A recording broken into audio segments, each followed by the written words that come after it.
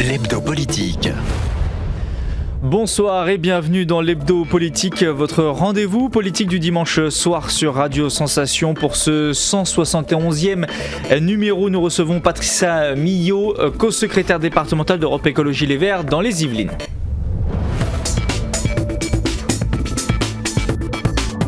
L'Hebdo Politique. Patricia Millot, bonsoir. Bonsoir. Vous êtes engagée depuis une vingtaine d'années au sein du mouvement des Verts, localement principalement. Aujourd'hui, co-secrétaire départementale dans les Yvelines. On vous connaît très peu, en tout cas ici à Radio Sensation. Est-ce que vous pouvez déjà nous raconter votre parcours, votre engagement politique? Depuis quand date-t-il et est-ce qu'il remonte à un fait particulier précis? Oui, il remonte à un fait particulier précis. Il remonte aux élections internes chez les Verts où la stratégie a changé entre Antoine Vechter et Dominique Voynet. On parle de quelle année là, excusez-moi, pour 80 qu'on puisse et quelques, resituer. Les années 80. Parce que je ne concevais pas que l'écologie soit à droite. Donc tant qu'on a eu la politique ce qu'on appelait à l'époque avec Vechter le Nini, c'est-à-dire ni à droite ni à gauche, j'ai pas voulu adhérer aux Verts. Et donc quand l'écologie a trouvé une voie à gauche mais indépendante tout en étant sur les valeurs de gauche, je me suis inscrite dans ce parti. Ce qui veut dire qu'il y a 40 ans déjà, les mêmes débats secouaient le monde écologique, oui. Droite, gauche. Ouais, c'était déjà un débat et je pense que le débat il a peu évolué. C'était on veut être ni avec les gens de droite ni avec les gens de gauche parce que l'écologie politique est une voie nouvelle. Mais qui s'inscrit quand même plus à gauche? Dans mon esprit, elle s'inscrit plus à gauche. Le problème de la gauche, c'est qu'est-ce que la gauche? Et en fait, ça s'inscrit... C'est le même problème pour la droite, presque on peut... Oui, mais je me soucie assez peu de la droite. Mais les valeurs de gauche restent fondamentales pour essayer d'avoir une société plus juste, plus solidaire, plus égalitaire. Et ça, c'est pas des thématiques qu'on peut retrouver dans tous les partis politiques, dans tous les courants politiques, à droite aussi. Il y a une droite humaniste, enfin c'est ce que disent certains, charitable. Je ne sais pas personnellement, mais c'est ce que disent beaucoup d'hommes politiques de droite, notamment de cette droite modérée, plutôt chiracienne, plutôt proche d'Alain Juppé pour les personnages politiques les plus récents.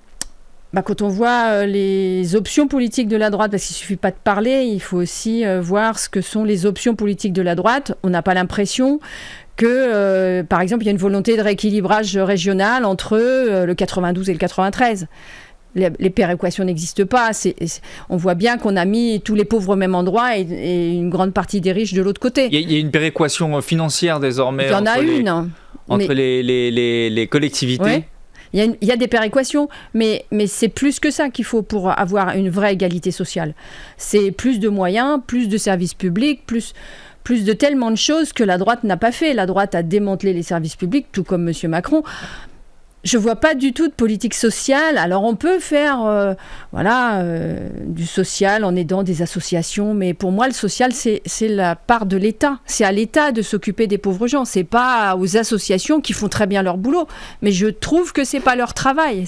Le travail de l'État, à la limite, mais pas combler les manques de l'État. Alors que les associations, elles comblent un manque de l'État. Ça, c'est la raison de votre engagement, cette problématique droite-gauche. Depuis, vous avez toujours été engagé au sein des Verts de façon discontinue, ou il y a eu des creux dans votre vie? J'ai toujours été engagé depuis ce temps-là. Excusez-moi l'expression, mais vous ne devez pas être si nombreux dans les Yvelines à être engagés au sein des Verts depuis 40 ans. Non, parce qu'en fait, on est un parti qui a une spécificité que je regrette, mais qui a l'art de former les gens à l'écologie politique pour qu'ils aillent voir ailleurs après. Donc, j'espère au Parti socialiste notamment, à La République En Marche peut-être aujourd'hui? Oui, à Génération, à Nouvelle Donne, à beaucoup de partis. On essaime beaucoup. On s'aime beaucoup. Pourtant, il y a une vraie tendance aujourd'hui des Verts et d'un point de vue électoral, on pourrait dater ça des élections européennes 2019. C'est assez récent, même si on avait vu les choses frémir un peu plus tôt avec la prise de conscience des plus jeunes, les manifestations, mais d'un point de vue électoral, ça s'est manifesté à ce moment-là. En France, vous êtes arrivé 3e avec 13,5% des voix. Dans les Yvelines, 2e, juste devant le Rassemblement national, ce qui est une vraie performance dans un département de droite. Comment vous analysez justement cette tendance verte de la France et aussi quelque part des Yvelines, même si c'est beaucoup plus compliqué? Selon vous, c'est dû à quoi? Mais je pense qu'il y a une lame de fond avec les générations climat, ce qu'on appelle les générations climat, que j'aime pas trop cette dichotomie de mettre les jeunes à part des vieux. Parce que pour vous, c'est toutes les générations qui sont concernées par le... Pour moi, ça concerne toutes les générations, ce problème du climat. Et de nombreuses études montrent que ces problèmes de climat sont quand même liés à l'activité humaine. Il n'y a plus grand monde, à part Claude Allègre, pour refuser le diagnostic. Après, c'est comment agir là-dessus qui diffère les gens aujourd'hui, mais tout le monde est d'accord sur le sujet en tout cas. Il y a de plus en plus de gens qui sont conscients que l'activité humaine détériore le climat. Et que si le niveau des mers augmente trop... il y a beaucoup qui vont se retrouver noyés. Donc c'est une problématique qui est visible maintenant. Ça fait... René Dumont parlait déjà de ça. Mais en 73... c'était le premier candidat écologiste à la présidentielle en 1974. Et d'ailleurs, il avait un verre d'eau sur sa table. C'est assez connu. Et il expliquait que ce serait ça le problème. Et en fait, il avait tout à fait raison.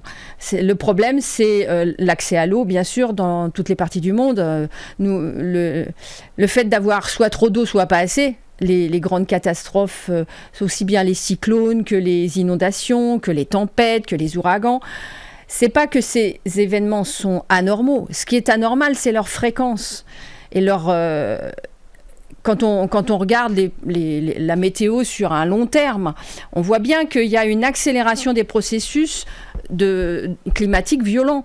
Et ça, tout le monde s'en aperçoit. Aussi par les spécialistes de Météo France qui eux-mêmes le signalent et le disent, et on ne suppose pas forcément qu'ils sont engagés au sein d'Europe Écologie Les Verts. Non, pas du tout. C'est ça qui est intéressant, c'est que les problématiques sont devenues visibles depuis peut-être une dizaine d'années, et y compris dans le grand public. Donc après, il y a ceux qui parlent d'écologie, puis ceux qui en font.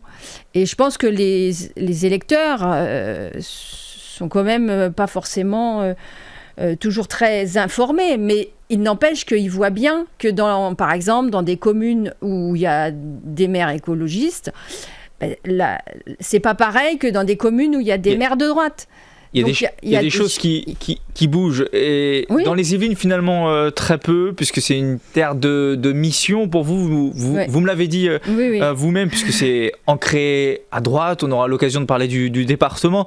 Est-ce qu'il existe tout de même une possibilité pour vous de faire avancer, vous pensez, à court terme, vos idées dans ce département qui, malgré ce que l'on peut croire de lui, est quand même tout de même assez vert? Je parle d'un point de vue biodiversité. Il y a beaucoup de champs, de forêts très connus ici dans les Yvelines, et pourtant vos idées ne semblent pas coller. Pourquoi? Déjà, c'est une terre très à droite. Et très à droite, c'est très à droite. Avec un conseil général qui est à 100% à droite. Oui, 42 élus de droite. On est le seul département en France à avoir une spécificité pareille. Alors après, il y a une raison qui est les redécoupages électoraux pour arranger certains qui ont favorisé ça. Mais il y a aussi la faiblesse de la gauche, quand bien même elle avait certains bastions sur le département. La Nationale 10, la Verrière, tout ça, c'était des bastions communistes. On peut penser à ça, oui, parce que la Verrière a basculé à droite aux dernières élections municipales, ce qui a quand même semblé être un tremblement de terre local. Bien sûr, c'était communiste depuis je ne sais pas combien d'années. Enfin, moi, je crois que j'ai toujours connu communiste. Et il y a eu 2 candidats communistes, et c'est la raison pour laquelle la droite est passée. Est-ce que c'est la droite qui est si forte finalement, ou la gauche qui se déchire entre elles sur des bouts de territoire dont elle avait je crois que la gauche a l'art de se batailler. Elle a l'art de ça. Elle a l'art de ne pas faire de compromis, même entre soi-disant amis. C'est très compliqué, même d'avoir 2 candidats communistes dans une commune, c'est quand même invraisemblable. Enfin, pour moi, c'est invraisemblable. Après, tout est affaire de compromis et de comment sont respectés les compromis. Parce que les alliances d'appareils qui au bout d'un certain temps, ne montrent pas leur efficacité par rapport à l'application d'un programme, ça, c'est des choses qui dissuadent les gens de voter pour des alliances au niveau des électeurs. Parce qu'il y a ce que les têtes de parti peuvent faire comme alliance et ce que les électeurs acceptent comme alliance. Et ça, c'est absolument pas la même chose.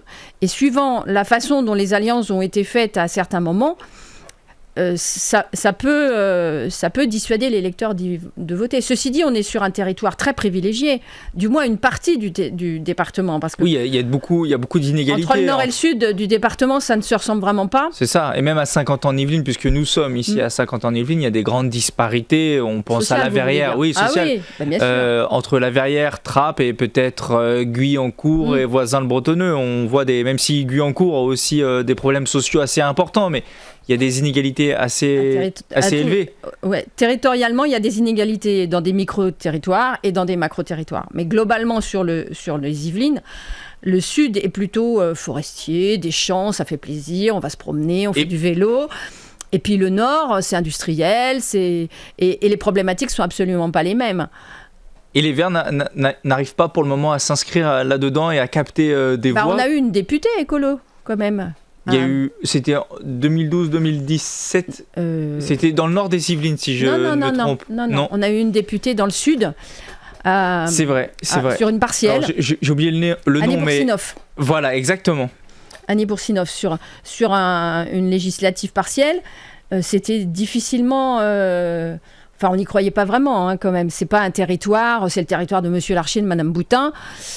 Venir à les écologistes, mais...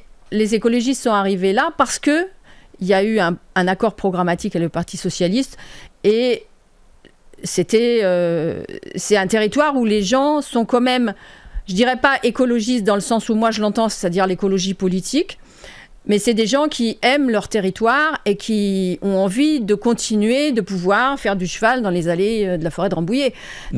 D'ailleurs, à Rambouillet, il y a eu un bon score des écologistes pour les élections municipales 2020. David Jutier, assez connu sur le territoire, a réuni 27% des voix, se plaçant deuxième.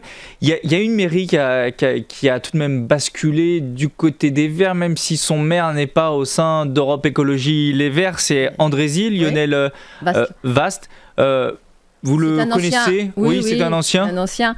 Oui, c'est un écologiste. On peut dire que c'est un écologiste convaincu et de plein pouvoir. Mais on a eu dans le Nord, on avait jusqu'aux dernières élections, parce qu'elle ne s'est pas représentée, on avait une maire à Évêquemont, on avait un maire à Mézy-sur-Seine. Enfin, je veux dire, il y a quand même des ancrages territoriaux locaux qui sans doute se sont cristallisés autour de projets discutés avec des associations. Je pense que notre force, elle est là-dessus, elle est de s'appuyer sur les associations avec qui on travaille tout au long de l'année, pendant des années. Par exemple, David Jutier, sur Rambouillet, il a travaillé pendant un long moment sur la zone d'activité du Bel Air, où la mairie voulait construire la cité de l'automobile. Construire en 2020 la cité de l'automobile, ça paraît quand même, à mon avis, un petit peu décalé. Même si c'est l'automobile du futur, il y aura probablement des voitures dans 10 ou 20 ans encore. C'était redéménager Renault, Peugeot, toutes les succursales, tout au même endroit, comme si on avait besoin de voir toutes les voitures pour en choisir une. En général, les gens, ils savent d'emblée vers quel constructeur ils vont s'orienter, mais bon. Et ce projet, grâce à une association et à l'appui de David Jutier, qui a fait beaucoup d'interventions, pour l'instant, ce projet il est bloqué. Et je pense que quand concrètement un élu, même dans l'opposition, parce qu'à Rambouillet, ils étaient que 2 dans l'opposition, maintenant ils sont 6 quand même, ça change un peu la donne. Et puis ils sont arrivés deuxième. Et c'est cet appui local par des associations qui permet de disséminer les idées qu'on peut avoir sur qu'est-ce que un territoire écolo. Et puis avec le temps, du coup, avec le travail, temps, la patience. Bien sûr. Et il y a quand même pas un paradoxe, mais comme une équation difficile à résoudre entre l'urgence écologique et le temps que ça prend d'ancrer les idées écologistes dans la tête des gens, dans les programmes politiques aussi. Ça voudrait dire que David Jutier doit attendre 2026 peut-être pour remporter l'élection à la mairie de Rambouillet. Il y a quand même un décalage qui est assez nuisible pour les idées que vous portez. Ah ben tout à temporelle. fait, mais c'est pas de notre fait. Le problème, c'est le mode de scrutin. Parce que quand on fait un tel pourcentage et qu'on n'a que 6 élus dans l'opposition, c'est pas, pour moi, c'est pas un système très démocratique. Je pense que les écologistes, enfin les Verts puis ELV, ont de tout temps réclamé la proportionnelle. Même si ça peut être un handicap, la proportionnelle. C'est vrai qu'on n'a pas envie de siéger avec des élus du Front National en grande quantité. Mais c'est aussi le reflet des votes. Et si on n'a pas alors une proportionnelle totale ou une part de proportionnelle, je ne sais pas trop, mais au moins un minimum de proportionnelle qui fait que les minorités sont représentées. Et ça, c'est indispensable. Pour terminer sur ces élections municipales qui ne sont pas si anciennes finalement, puisque certains seconds tours se sont tenus fin juin, vous avez tout de même remporté des villes très importantes, les Verts et le parti qui monte, Lyon, Strasbourg, Poitiers, Bordeaux. Et depuis quelques temps, malgré cela, il y a beaucoup de polémiques. Alors il y a des bons points forcément dans ces villes-là, vous diront les Verts élus, mais il y a aussi des polémiques sur des phrases contre le Tour de France, sur les sapins de Noël qui peuvent parfois jouer contre les partis écologistes et les Verts.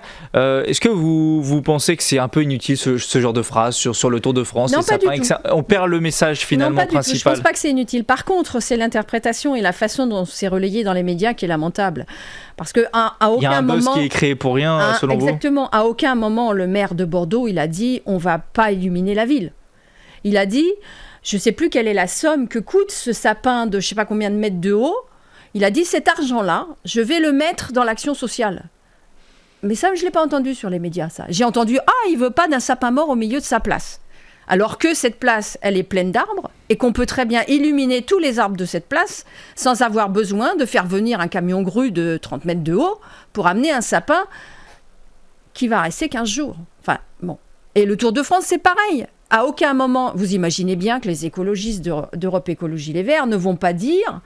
On n'aime pas le vélo. Enfin, oui, c'est ce que je veux dire. Complètement ridicule. Vous aimez le vélo, peut-être pas de cette manière-là, mais vous aimez le vélo de base. Mais notre idée n'est pas de dire on aime le vélo de promenade ou le vélo pour aller travailler, mais on n'aime pas les courses cyclistes. C'est pas ça le fond du problème. Le fond du problème, c'est qu'on voudrait bien que ces courses cyclistes, quelles qu'elles soient, et le Tour de France en particulier, parce qu'il se passe chez nous, aient un petit peu un sentiment que il y a beaucoup de gâchis dans ce Tour de France. Déjà, parce qu'il y a énormément de dopage. Quoi qu'on en dise. Il y a beaucoup de plastique avec la caravane, de goodies, de déchets qui sont créés. De déchets, et on pourrait trouver d'autres solutions pour attirer les gens sur une course. Déjà, avec des coureurs qui ne sont pas dopés, ça serait quand même beaucoup mieux, parce que les rumeurs de dopage, c'est à chaque fois, et c'est sur toutes les courses cyclistes. Ceci dit, un cycliste qui commence en mars et qui finit en octobre à faire du vélo, s'il n'est pas dopé, il va être fatigué à la fin de la saison. Parce que les saisons de cyclisme sont de plus en plus longues. Donc du buzz médiatique pour rien. C'est aussi comme ça que marchent malheureusement peut-être les médias nationaux, et les maires écolos la prennent à leurs dépens pour l'instant. Pour revenir au Verts et puis au département, le Tour de France est passé d'ailleurs dans les Yvelines sur la dernière... Il y a eu des manifestations à Mantes-la-Jolie. Sur la dernière étape. Vous êtes les Verts locaux en réorganisation du parti, il me semble. C'est ce qu'on peut voir sur votre site internet. Qu'en est-il ? On est en train de refaire le site internet, c'est pas du tout la même chose. J'ai vu une restructuration, peut-être un bureau exécutif qui va être... Oui, mais parce qu'on avait décidé à la précédente mandature qu'on ferait un système de coordination départementale. Ça n'a pas très très bien fonctionné. Avec des groupes locaux ? On a tout. Le système des groupes locaux est inhérent au parti. C'est-à-dire que les décisions locales se prennent localement. C'est en gros. Et il y a un groupe 50 en Yvelines notamment. Donc il y a un groupe 50 en Yvelines, il y a un groupe du sud Yvelines, il y a un groupe du nord, de Mantes, de Versailles. Donc ce qui nous semble logique, c'est d'avoir des discussions locales sur les événements locaux. Et quand il y a des élections municipales, l'avis il est sur le groupe local. Après, que le département, la structure départementale, elle dise telle alliance c'est bizarre ou je sais pas quoi, bien sûr. Mais c'est pas le département qui dit ça sera un tel et un tel qui seront candidats. Et pour les départementales, D'accord. c'est l'échelon du département. Pour les régionales, c'est l'échelon de la région. Pour les présidentielles, c'est l'échelon national. Et pour les législatives, c'est l'échelon national. J'allais parler justement de départemental et régional en mars 2021. Avant cela, est-ce que vous avez un nombre d'adhérents en hausse dans les Yvelines ? Très net. Très net. Vous pouvez mesurer aujourd'hui combien d'adhérents vous avez Je sais combien il y en a, actifs ? je ne vous le dirai pas, mais je peux vous dire qu'on a presque Pourquoi doublé le nombre cela ? d'adhérents. Quel est le problème Parce que les partis... Moi, si je vous dis le nombre d'adhérents, je vous dirai le vrai nombre. Et je sais bien qu'un certain nombre de partis vous diront un chiffre qui les arrange pour leur propre parti, avec des qui est mails énormément qui sont là gonflé. depuis des années et qui ne servent à rien. Voilà. Donc moi, je ne vous dirai pas combien on est, je vous dirai juste qu'on a presque doublé en 2 ans. D'accord, donc un chiffre, j'imagine, assez important tout de même.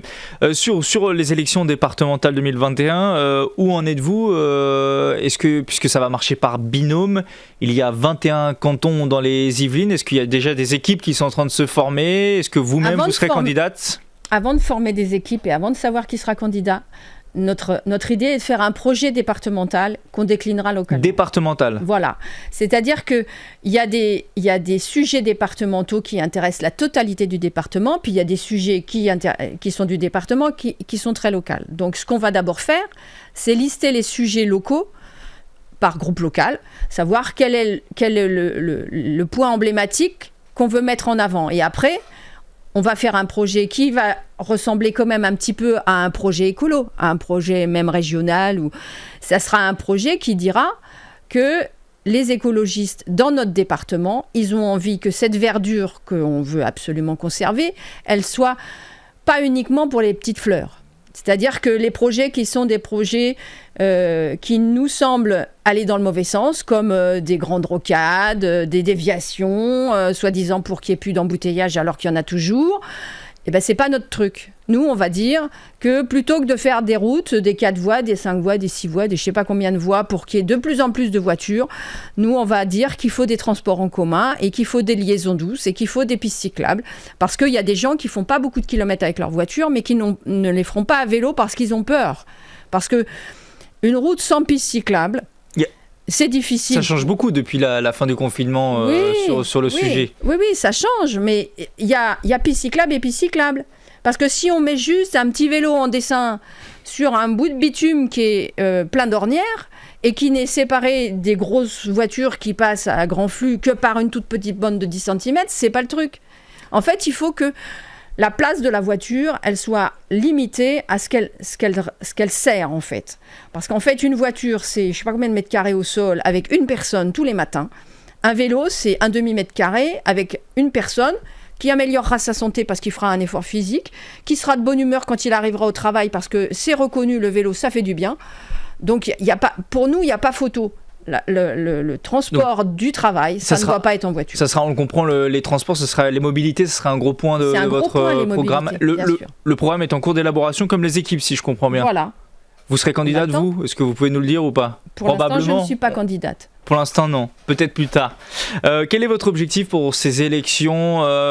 On va pas évoquer les régionales, même si elles vont se tenir en même temps, mais on va s'en tenir au départemental. En 2015, les Verts avaient fait 2,13% dans les Yvelines. On suppose, là aussi, même si on n'a pas de boule de cristal, que votre score sera meilleur dans quelques semaines, quelques mois. Est-ce que vous avez pour objectif d'avoir un bon score départemental, de peut-être le pourcentage ne veut pas dire grand-chose.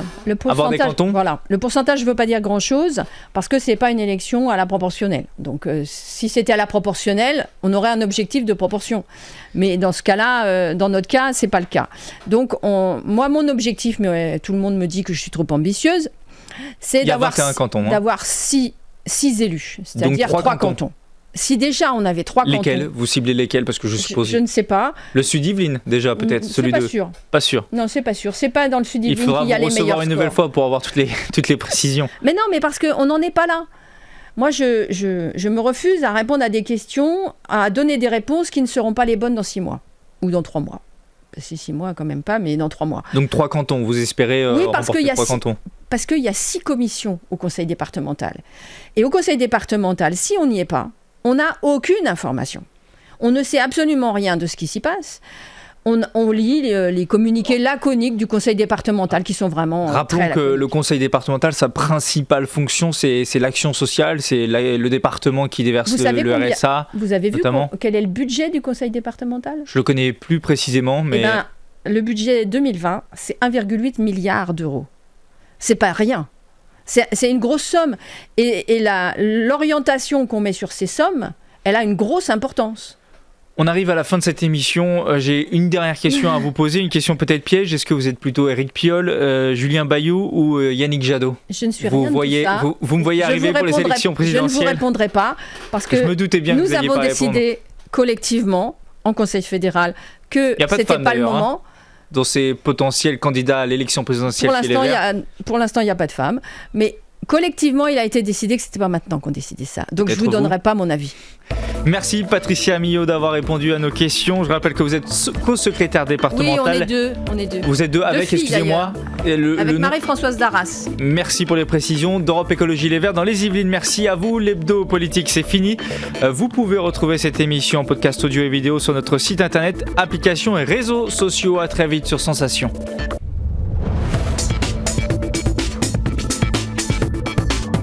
L'hebdo politique.